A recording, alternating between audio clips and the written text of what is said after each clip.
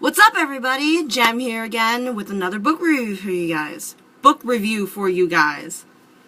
Sorry, I'm like speech impaired at this moment. Anyway, this time I'm going to be reviewing The Darkest Minds by Alexandra Bracken. I finished this book literally not even like 5 minutes ago, and it just had such an impact. It was so good. The beginning of the book was slow, but, after I got past the slow part, I got really into it. I rate this a 9 out of 10.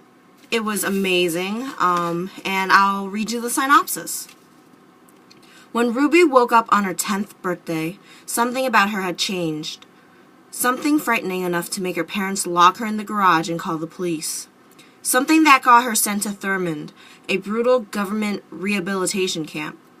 She might have survived the mysterious disease that had killed most of America's children, but she and the others emerged with something far worse, frightening abilities that they could not control. Now 16, Ruby is one of the dangerous ones. When the truth comes out, Ruby barely escapes Thurmond with her life. She is on the run, desperate to find the only safe haven left for kids like her, East River. She joins a group of kids who have escaped their own camp. Liam, their brave leader, is falling hard for Ruby, but no matter how much she aches for him, Ruby can't risk getting close, not after what happened to her parents. When they arrive at East River, nothing is as it seems, least of all its mysterious leader. But there are other forces at work, people who will stop at nothing to use Ruby in their fight against the government.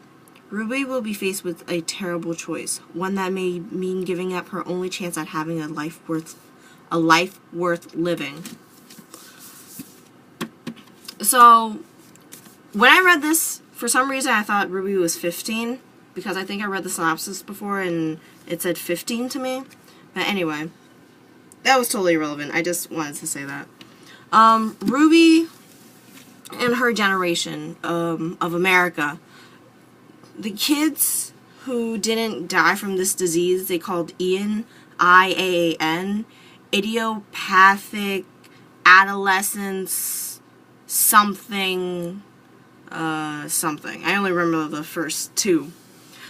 And all those kids who died from that disease were apparently normal, and those who didn't came out with like psychic abilities that they categorized at the camps into 5 categories. Kind of like the factions in Divergent, because there was this one part in the book where they said a line like, I can't even distinguish anybody from one another, like the different colors from one another, because they're all like joined together.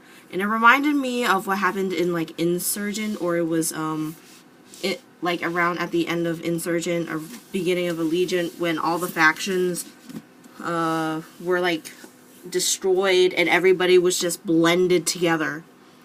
But let me go back to the beginning.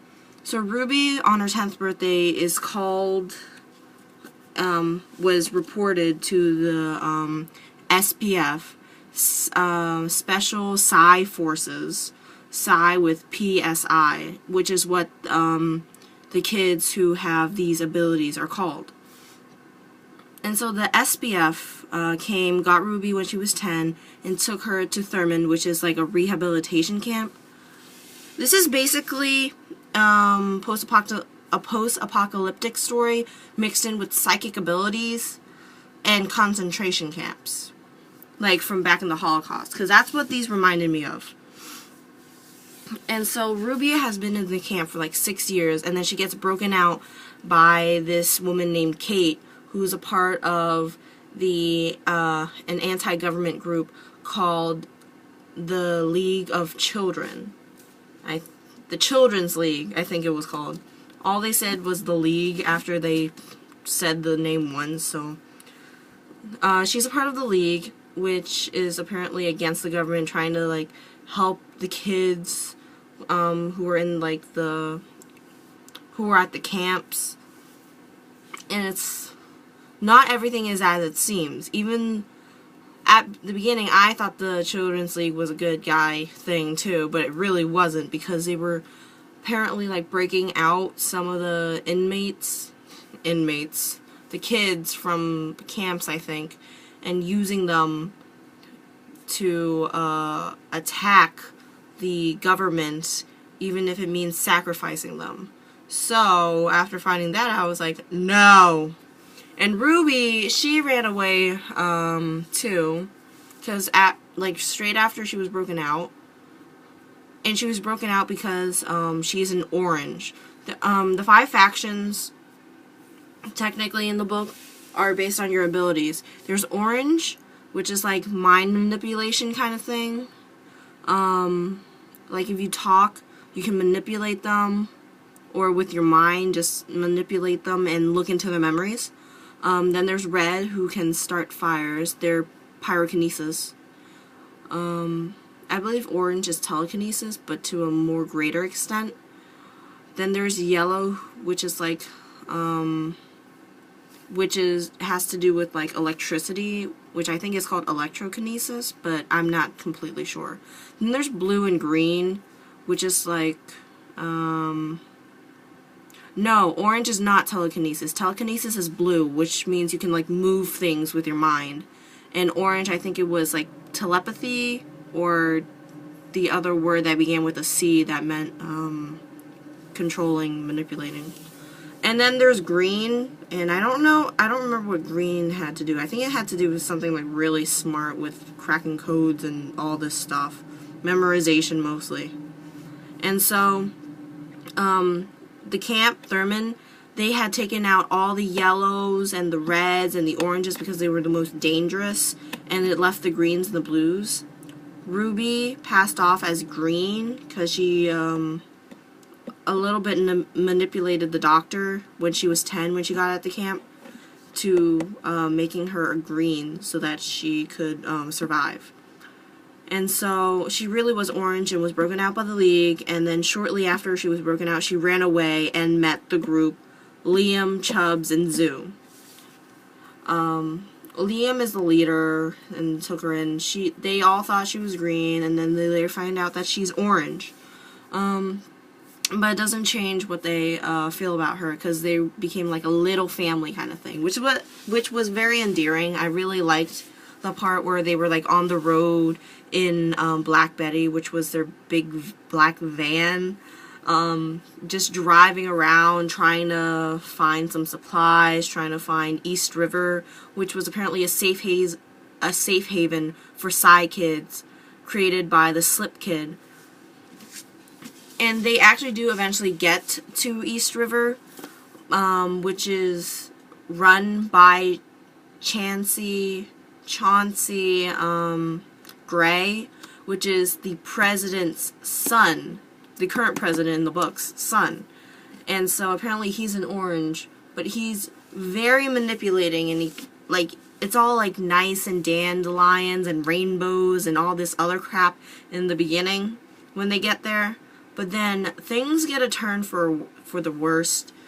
Take a turn for the worst, and spoiler, Chauncey is apparently really evil and manipulative and all, like, it's terrible, and it makes me so pissed off.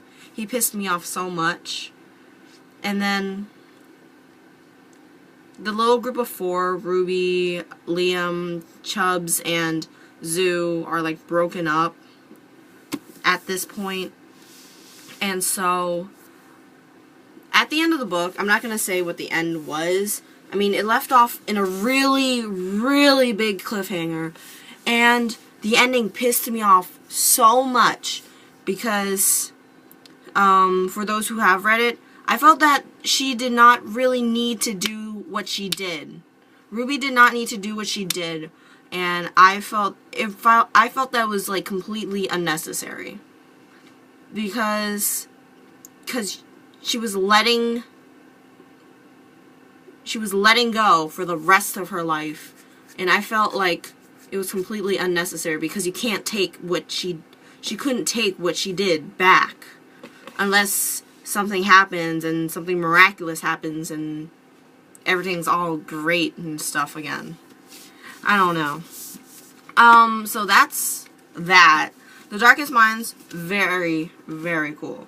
I've been meaning to read this for way long time, and I was finally able to get it because at the end of my sophomore year, the teachers, apparently we had a lot of books, and it was like given out for free to the students, and I was able to pick up the Darkest Minds and a couple of other books, and Never Fade was there too, but apparently everybody took Never Fade, and there was a whole bunch of copies of the Darkest Minds, and I was like, why'd you take the second book and not the first? And it was just chaos, and now I need to find the second book. But my friend, she has all the books, well, all 3 of the books, the main 3, not the novellas, and apparently it sends out a message. So it's called The Darkest Minds Never Fade in the Afterlight. And then the 2 e-novellas is like,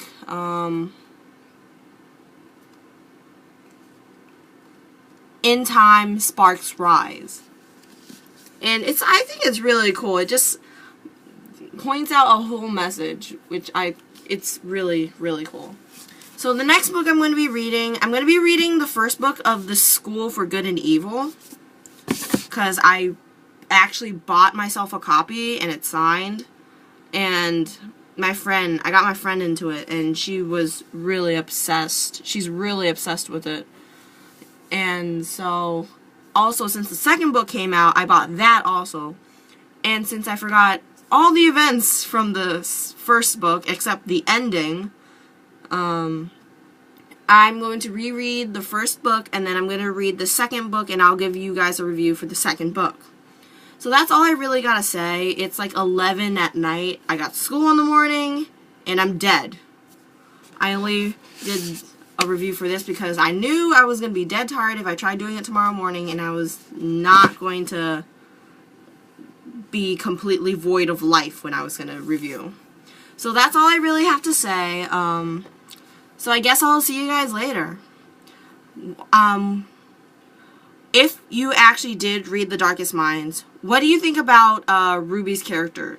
Because I told my friend who read the School for Good and Evil books, I told her sort of Ruby's powers and her personality, and she thought that Ruby kind of sounded like a Mary Sue, just from like hearing it and not really reading the book.